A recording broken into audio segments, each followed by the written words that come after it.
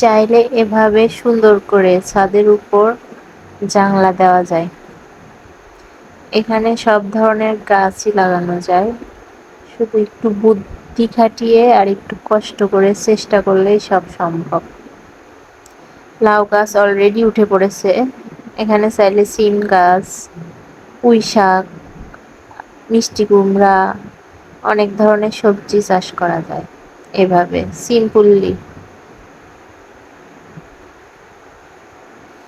এই যে ছাদের যে রডগুলা, এগুলো একটু বড় থাকলেই সম্ভব, অথবা বাঁশ দিয়েও সম্ভব।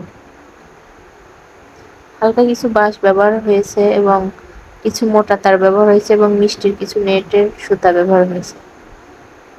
দারুণ আইডিয়া। খুব সহজেই জানলা তৈরি করা যায় এভাবে ছাদের উপরে।